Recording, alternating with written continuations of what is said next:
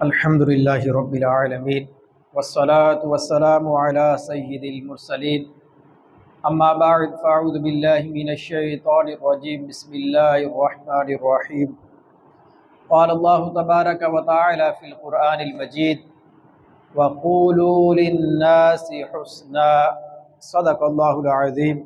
سورہ بقرہ کی آیت نمبر 83 کا کچھ حصہ میں نے پڑھا ہے۔ پچھلے تقریباً 4 سے 5 جمعے سے ہم سورہ بقرہ کی اسی آیت کو سن کر اس کے تحت جو احادیث کریمہ اور دیگر جو اقوال بزرگان دین کے ہیں ان کو سننے کی سعادت حاصل کر رہے ہیں۔ اسی آیت کا ایک حصہ اللہ تبارک و تعالیٰ نے ارشاد فرمایا ہے وَقُولُوا لِلنَّاسِ حُسْنًا، اور لوگوں سے اچھی بات کہو۔ یعنی پیچھے اللہ تبارک و تعالیٰ نے بہت ساری چیزوں کا حکم ارشاد فرمایا، یتیموں کے ساتھ اچھا سلوک کرو، والدین کے ساتھ اچھا سلوک کرو، اسی طرح اپنے رشتہ داروں کے ساتھ اچھا سلوک کرو۔ اسی آیت کے آخری حصے کے اندر اللہ تبارک و تعالیٰ کیا فرما رہا ہے؟ اور لوگوں سے اچھی بات کہو۔ اب اگر اس اصول کو ہم اپنے سامنے رکھیں نا تو زندگی کے بہت سارے مسائل ہمارے حل ہو سکتے ہیں۔ اچھی بات، ہم گھر کے اندر ہیں، گھر سے باہر ہیں، کسی کے ساتھ ہم گفتگو کر رہے ہیں، جب بھی بات کرنے کا موقع ملے تو کیا فرمایا کہ اچھے انداز سے گفتگو کرنی ہے۔ اب اس کے تقاضے کیا ہیں آگے ہم احادیث کریمہ کے اندر سنیں گے۔ تاریخ اس چیز کی گواہ ہے کہ بڑے بڑے کام جو تلواروں کے ذریعے بھی نہیں نہ ہو سکے وہ میٹھے بول کے ذریعے اچھے انداز سے گفتگو کرنے کے ساتھ ان کاموں کو حل کیا گیا ہے۔ اب ایک واقعہ علماء نے یہاں پر ذکر کیا ہے، فرمایا کہ تاتاری قوم، یہ جو منگول تھے، یہ دنیا کے اندر ظلم و ستم کے لحاظ سے بہت مشہور ہیں۔ انہوں نے لوگوں پر بہت ظلم و ستم ڈھایا، پورے شہر جو وہ انہوں نے تباہ و برباد کر کے رکھ دیے، پورے شہر کے لوگوں کو قتل کر دینا اور پھر ان کے سروں کے مینار بنانا، یعنی ظلم و ستم کے لحاظ سے یہ بہت زیادہ مشہور تھے۔ اب ہوا کیا؟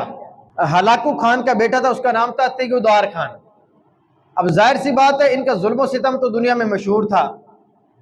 اب ہوا کیا کہ خراسان کا ایک بزرگ تھے جو موجودہ ایران ہے، وہاں کے ایک بزرگ تھے، ان کو خواب کے اندر کہا گیا کہ آپ جا کر اس تاتاری قوم کو جو ہے وہ اسلام کی دعوت دیں۔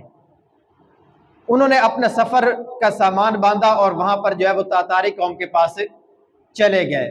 اس وقت ہلاکو خان کے بیٹے کی حکومت تھی جس کو تیگودار خان کہا جاتا تھا، اور یہ بھی اپنے باپ کی طرح ظلم و ستم میں بہت زیادہ مشہور تھا۔ بزرگ جو ہے وہ اس کے پاس چلے گئے۔ اب آگے سے اس نے کہا کیا؟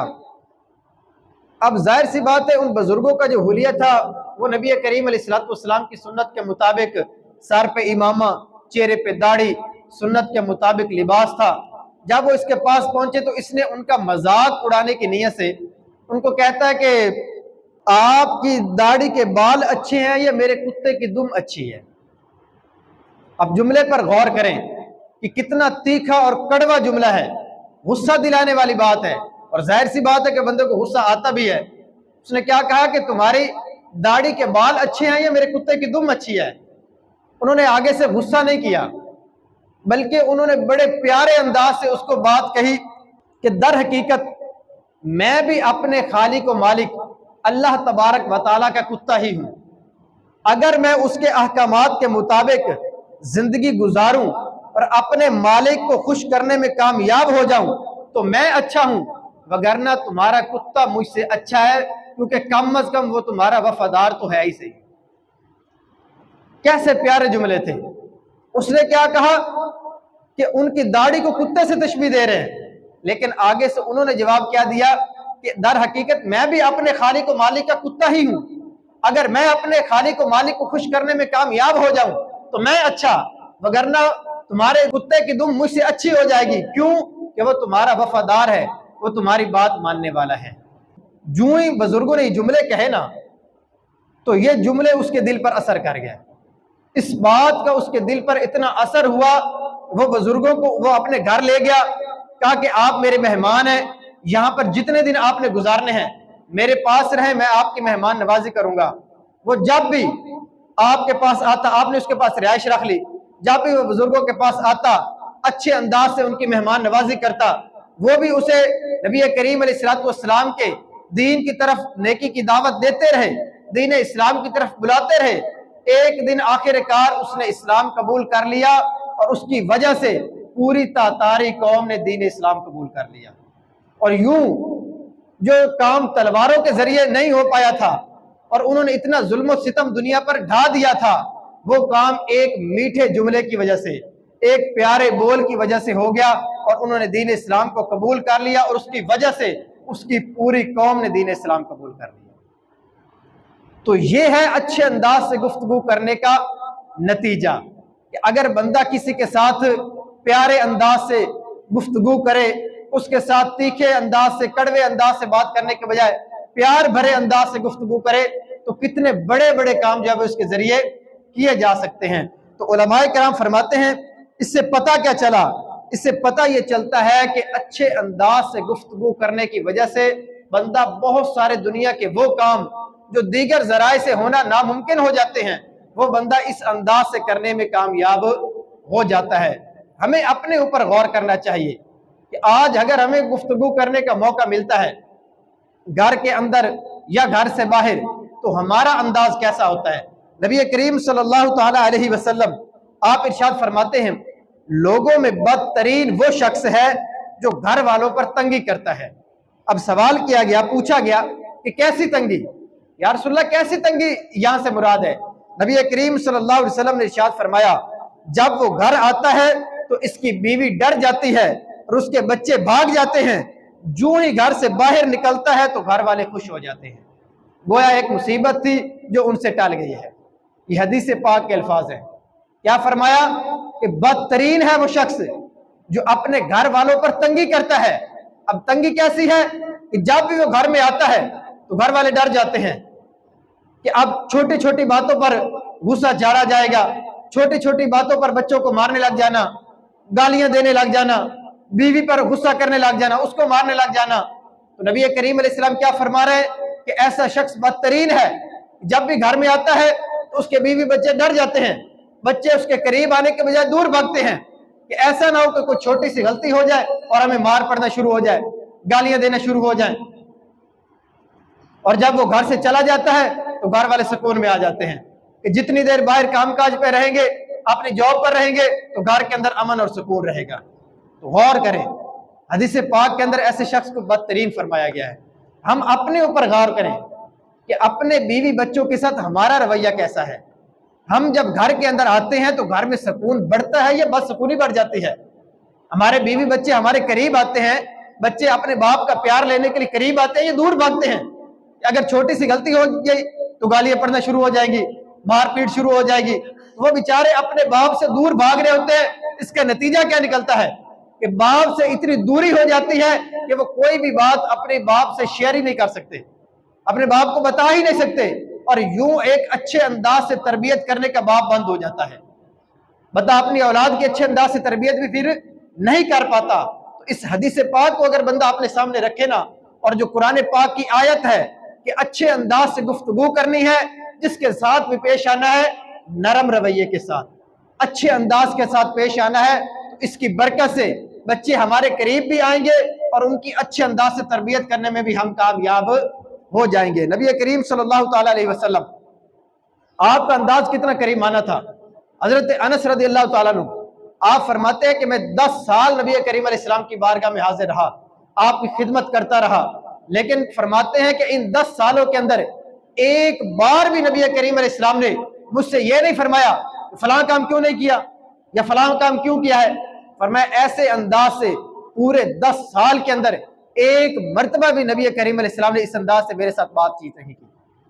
غور کریں نا، نبی کریم علیہ السلام نے اپنے جو ہے وہ اپنے افعال کے ذریعے، اپنے صحابہ کرام کے ساتھ رویے کے ذریعے ہمیں یہ درس دیا ہے کہ ہم نے اپنے گھر والوں کے ساتھ، اپنے بیوی بچوں کے ساتھ کیسے پیش آنا ہے۔ اور جب نبی کریم علیہ السلام نے اپنے اصحاب سے اس طرح کا کریمانہ رویہ رکھا تو پھر صحابہ کرام کیسے اعلیٰ کردار کے مالک ہوئے، کیسی اچھی ان کی تربیت ہوئی، اور آگے انہوں نے دین اسلام کیسے لوگوں تک پہنچایا۔ غور کریں، حضرت معاویہ بن حکم سلمی رضی اللہ تعالیٰ عنہ یہ بیان کرتے ہیں کہ ایک دفعہ میں نبی کریم علیہ السلام کی اقتدا میں نماز ادا کر رہا تھا۔ پہلے شروع اسلام کے زمانے میں نماز کے دوران ضروری گفتگو کرنے کی اجازت بھی ہوا کرتی تھی، لیکن بعد میں نبی کریم علیہ السلام نے اس چیز سے منع فرما دیا۔ اللہ تبارک و تعالیٰ کا یہ حکم آ گیا کہ نماز کے اندر بات چیت نہیں کرنی۔ اب ان کو اس حکم کا ابھی تک پتہ نہیں تھا۔ یہ نبی کریم علیہ السلام کی اقتدا میں نماز پڑھنے کے لیے حاضر ہوئے۔ کہتے ہیں کہ جب نماز ادا کر رہے تھے تو دوران نماز ایک صحابی کو چھینک آ گئی۔ اب حکم انہیں معلوم نہیں تھا، کہتے میں نے اس کے جواب میں یرحمک اللہ کہہ دیا، جو چھینک والے کے جواب میں کہا جاتا ہے۔ تو کہتے ہیں کہ سارے صحابہ جو میری طرف تیز نگاہوں سے دیکھنے لگ گئے۔ آگے سے میں نے کہا کہ آپ کو کیا ہو گیا ہے، آپ مجھے اتنی تیز ترچھی نگاہوں کے ساتھ کیوں دیکھ رہے ہیں؟ تو انہوں نے اپنے ہاتھ جو وہ رانوں پر مارنا شروع کیے۔ تو کہتے ہیں میں سمجھ گیا کہ یہ مجھے چپ کروانا چاہ رہے ہیں، میں خاموش ہو گیا۔ جب نماز ختم ہوئی تو نبی کریم صلی اللہ تعالی علیہ وسلم فرماتے ہیں، نبی کریم علیہ السلام پر میرے ماں باپ قربان ہوں، آپ سے پہلے بھی اور آپ کے بعد بھی نبی کریم علیہ السلام سے بڑھ کر میں نے کسی کو اچھے انداز سے سمجھانے والا نہیں پایا۔ کہتے ہیں نبی کریم علیہ السلام نے مجھے اپنے پاس بلایا، اور نہ ہی نبی کریم علیہ السلام نے مجھے ڈانٹا، نہ ہی مجھے برا بھلا کہا، بلکہ بڑے پیارے انداز سے فرمایا کہ نماز میں باتیں نہیں کرتے۔ ڈانٹا نہیں کہ آپ نے نماز کے اندر گفتگو کیوں کر دی، باتیں کیوں کی ہیں، بلکہ فرماتے ہیں بڑے اچھے اور پیارے انداز کے ساتھ فرمایا کہ نماز میں باتیں نہیں کرتے، نماز میں تو اللہ تبارک و تعالیٰ کی تسبیح کرتے ہیں، قرآن پاک کی تلاوت کیا کرتے ہیں۔ کیسا پیارا انداز تھا۔ آج ہمارا کیا ہوتا ہے نا، ہمارے ماتحت جو لوگ ہیں یا ہمارے گھر کے اندر بیوی بچوں میں سے اگر کسی غلطی ہو جائے تو وہ بیچارے جو ہے وہ ڈر کے مارے سہم جاتے ہیں کہ اب نہ جانے اس غلطی پر ہمیں کیا سزا ملنے والی ہے۔ تو ایسا نہ کریں، غلطی اگر ہو جائے تو اچھے انداز سے ان کو سمجھائیں۔ اب بعض لوگوں کا طریقہ کیا ہوتا ہے کہ وہ اپنے بیوی بچوں پر رعب جمانے کے لیے نا اس طرح کی فضولیات کہتے رہتے ہیں، بلا وجہ مارتے رہیں گے، گالیاں دیتے رہیں گے، اور اپنے آپ میں وہ سمجھ رہے ہوتے ہیں کہ ہم ان کے اوپر رعب جما رہے ہیں، حالانکہ رعب ایسے نہیں جمتا۔ اب نبی کریم علیہ السلام آپ کے رعب کا عالم تو یہ تھا کہ صحابہ کرام بیان کرتے ہیں کہ اگر 2 کلومیٹر کے فاصلے سے بھی اگر کوئی آ رہا ہوتا تو اس کے دل کے اندر بھی نبی کریم علیہ السلام کا رعب پیدا ہو جاتا تھا، آپ کا رعب اور دبدبا اس کے دل میں بیٹھ جاتا تھا۔ اور آپ کا انداز کیسا تھا کہ کوئی بھی آپ کی بارگاہ میں آیا ہے تو آپ اس سے گفتگو کرتے ہوئے تلخ لہجہ نہیں اپناتے تھے، بلکہ اگر کوئی بات چیت کر رہا ہے تو اچھے انداز سے اس کو گفتگو پوری سنتے۔ اگر نبی کریم علیہ السلام کی بارگاہ میں کوئی پاگل بھی آ جاتا تو نبی کریم علیہ السلام اس کو بھی اپنی بارگاہ سے دھتکار کر بھیجا نہیں کرتے تھے، اس کی بات چیت بھی پوری سنتے تھے۔ حالانکہ صحابہ کرام نے یہاں تک بیان کیا کہ یا رسول اللہ یہ پاگل آپ کی بارگاہ میں اتنی دیر جو ہے بات چیت کرتے رہے، حالانکہ ان کی بات چیت کا کوئی فائدہ نہیں ہے، تو آپ پھر بھی بغور ان کی بات سنتے رہے۔ تو نبی کریم علیہ السلام نے کیا فرمایا؟ فرمایا اگر میں ان کی باتیں نہیں سنوں گا تو اور ان کی باتیں کون سنے گا؟ کھڑے رہے، ان کی باتیں سنتے رہے، ان کی دل جوئی کی نیت سے۔ اور نبی کریم علیہ السلام نے یہ انداز ہمیں کر کے دکھایا کہ کیسے بچوں کی گفتگو سننی ہے، کیسے بچوں کے ساتھ پیار کرنا ہے، کیسے جو ہے وہ بوڑھوں کے ساتھ بات چیت کرنی ہے، ان کی گفتگو سننی ہے۔ یہ سارے انداز ہماری تربیت کے لیے تھے کہ ہم نے اپنے بچوں کے ساتھ کیسا شفقت والا رویہ اپنانا ہے، اپنے بڑوں کے ساتھ کس انداز سے گفتگو کرنی ہے، اور پھر اس وجہ سے رعب بندے کا زائل نہیں ہوتا۔ رعب یہ ہوتا ہے کہ بندہ ان کو اچھے انداز سے سمجھائے اور دین اسلام کے احکامات کے بارے میں ان پر سختی کریں گے تو ان کے دل کے اندر تمہارا رعب بھی بیٹھ جائے گا۔ بلا وجہ جھاڑتے رہنے سے، گالیاں دینے سے، مار پیٹ کرنے سے رعب نہیں بیٹھتا، بلکہ ان کے دل کے اندر نفرت بیٹھ جاتی ہے۔ اور بہت سارے لوگوں کو آپ نے سنا ہوگا، وہ کہتے ہیں یار بچپن کے اندر ہمیں باپ کا پیار نہیں ملا، یا بعض اوقات مائیں اتنی سختی کر جاتی ہیں کہ وہ بچوں کے دل میں ماں کے لیے نفرت بیٹھ جاتی ہے کہ ہماری ماں نے ہمارے ساتھ جو ہے وہ اچھا رویہ بچپن میں نہیں اپنایا۔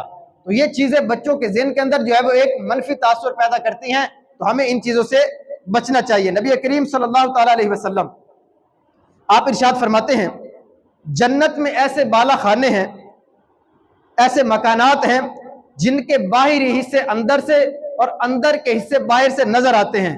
ارشاد فرمایا، جب پوچھا گیا یا رسول اللہ صلی اللہ علیہ وسلم یہ کس کے لیے ہوں گے، تو نبی کریم علیہ السلام نے ارشاد فرمایا یہ اس کے لیے ہوں گے جو اچھے انداز سے گفتگو کرنے والا ہے، جو اچھے انداز سے لوگوں کے ساتھ گفتگو کرتا ہے۔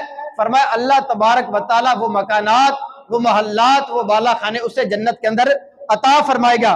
دوسرے نمبر پر فرمایا یہ محلات اللہ پاک اسے عطا فرمائے گا جو لوگوں کو کھانا کھلاتا ہے، جو لوگوں کو کھانا کھلا کے ان کی دل جوئی کرتا ہے، اللہ تبارک و تعالیٰ یہ محلات اسے عطا فرمائے گا۔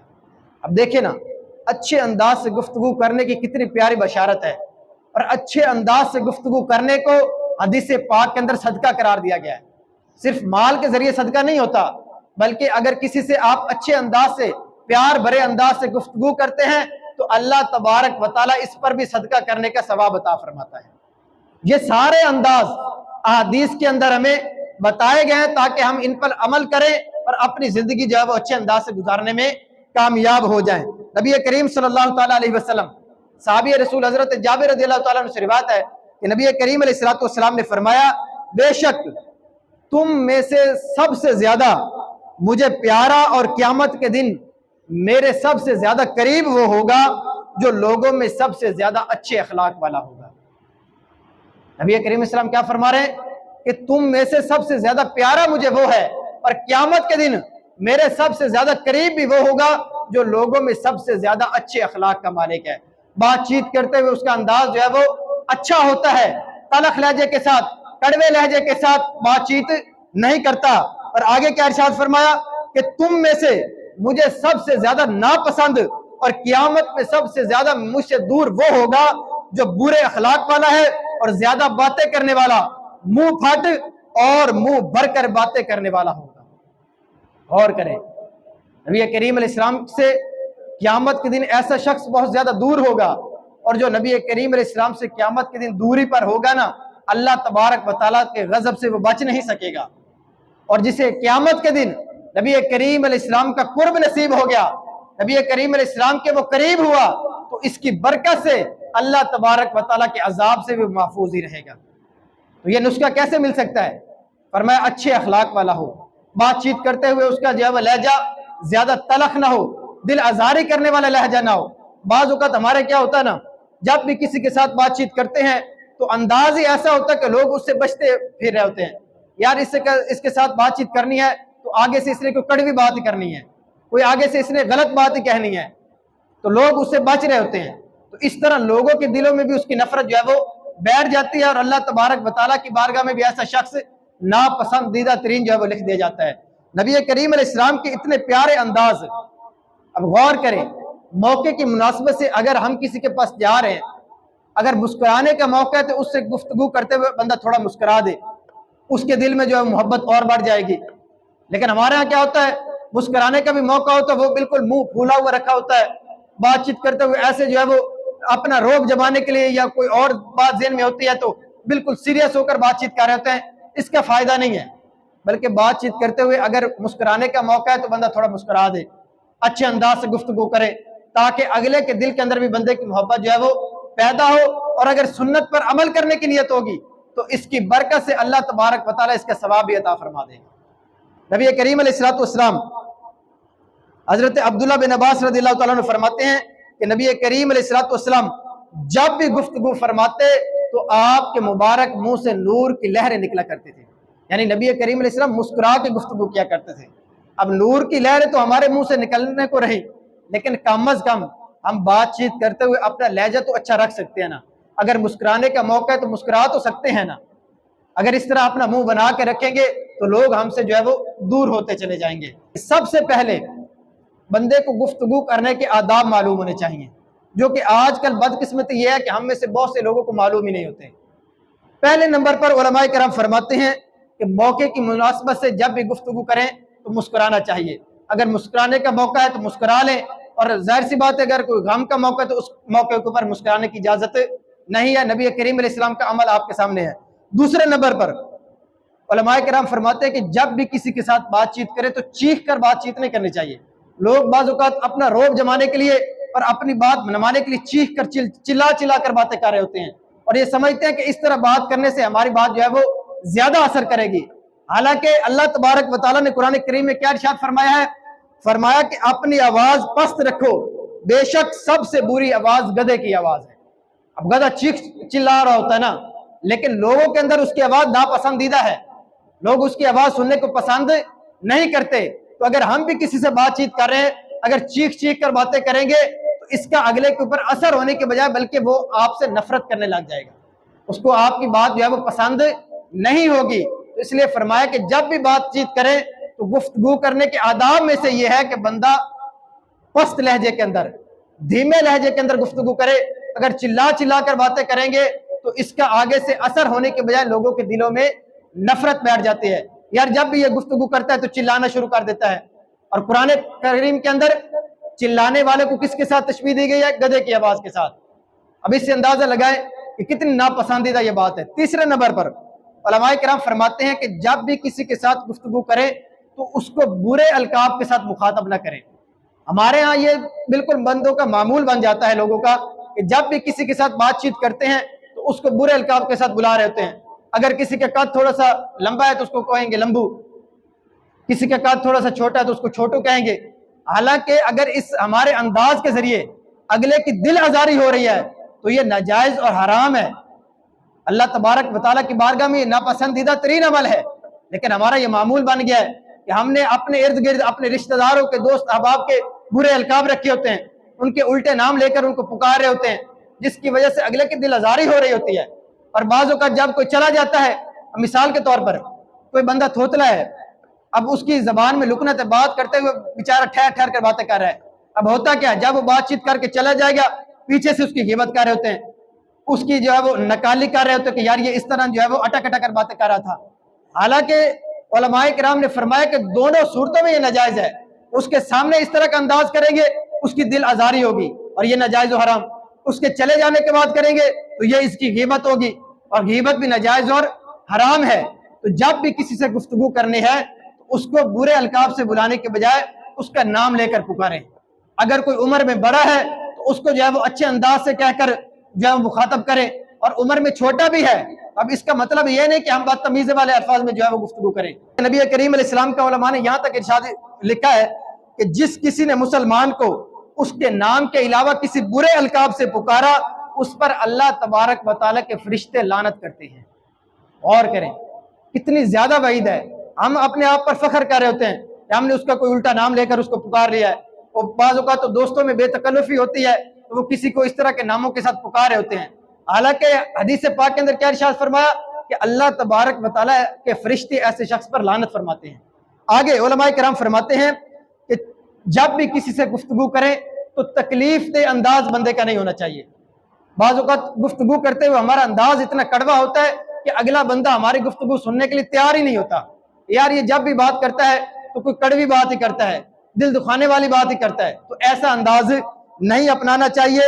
حدیث پاک میں ہے بندہ بات کرتا ہے اور صرف اس لیے کرتا ہے کہ لوگوں کو ہنسائے، اس کی وجہ سے جہنم کی اتنی گہرائی میں گرتا ہے کہ آسمان اور زمین کے فاصلے سے بھی زیادہ گہرائی ہوتی ہے۔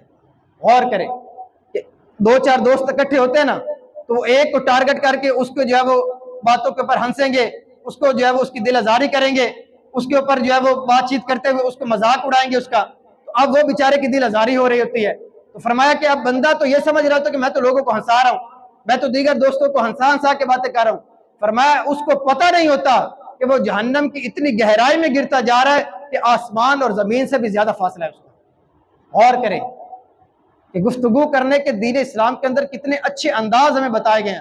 اگر ان چیزوں پر بندہ عمل کر لے تو انشاءاللہ ہمارے گھر کے اندر، ہمارے معاشرے کے اندر یہ لڑائی جھگڑے بھی ختم ہو جائیں گے اور ہمارا معاشرہ امن کا گہورہ بن جائے گا۔ لوگ بات بات پر، اب یہ سڑکوں پر دیکھیں نا، تھوڑی سی کسی کے ساتھ گاڑی ٹکرا جاتی ہے وہ گالم گلوچ پر آ جاتے ہیں، ہاتھا پائی پر، بعض اوقات تو لوگ قتل ہی کر دیتے ایک دوسرے کو، لیکن وہ تھوڑی دیر کا غصہ ہوتا ہے، بعد میں پوری زندگی جو ہے وہ پچھتا رہے ہوتے ہیں۔ تو ان چیزوں کا اگر بندہ توجہ دے اور اچھے انداز سے دین اسلام کے احکام کے مطابق بندہ گفتگو کرے، اس کے آداب کو ملوز خاطر رکھے، تو انشاءاللہ دینی طور پر بھی اور دنیاوی طور پر بھی بہت ساری چیزوں سے بندہ جو ہے وہ محفوظ ہو جائے گا، اور دنیا اور آخرت دونوں کے لحاظ سے اس کے اندر بھلائی اللہ تبارک و تعالیٰ نے رکھی ہے۔